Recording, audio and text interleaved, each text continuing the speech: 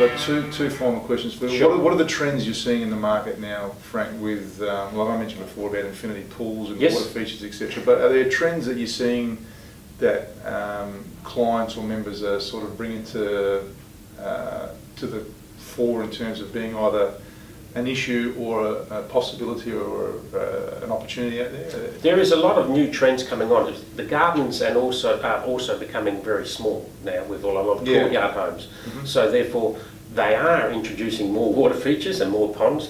Very simple and a lot of infinity water features that are just maybe water bubbles up and just disperses. Yeah. Waterproofing is a big issue in our game. That's why we push it intently. Very minimalistic gardens and monotonous, and that's where the trends are. As I travel overseas a lot. So do you get involved with, so that's Yes. the domestic side, Yes. where we see with architects and commercial. Yes.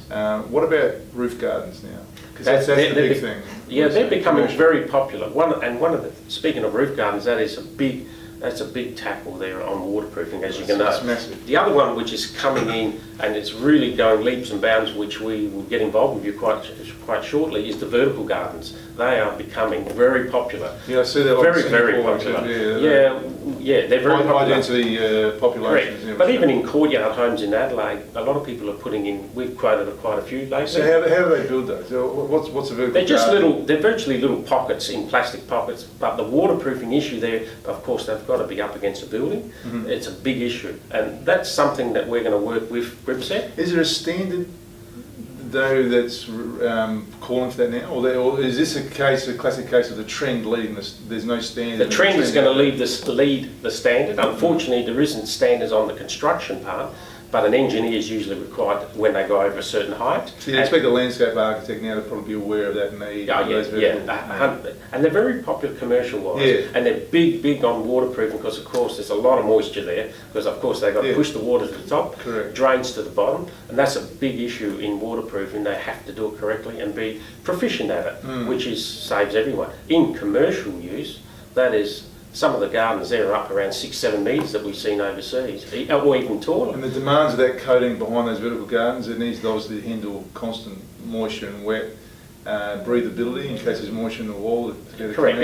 It really needs to be a contact there with yourselves and to sort of say, this is the project, what are the recommendations? They just have to talk to you, and I'm pretty sure that the answers would be forthcoming, and that's a walk in the park. If they talk and ask the right questions, and then it's pretty easy. But they're becoming, even in courtyard homes, even in Lightsview, Northgate there, there's quite a few that put up herb gardens and up against the house, and so therefore that needs waterproofing and the water needs to be drained away correctly. But the waterproofing against the dwelling, of course, that needs to be spot on. And I'm sure with your products it's fine. And it works well. And we are going to have workshops regarding that, especially on vertical gardens. Yeah, that's good. That's a good one. It is. Final question. You get landscape businesses or startups that want to get into the game, be professionals. Besides good advice of becoming members of your association, what's the number one tip you'd give these guys or girls or companies? There's a lot of girls actually in the game now, which is great to see. I mean, it's fantastic. There's a design piece to it, and there's a bit of flair. If you've got a bit of flair, you probably make a bit out of it. So they actually come in usually as designers, and we find then they start to supervise. Well, they need to be correct. We teach them to have all the licenses, and then from there again we branch off into what.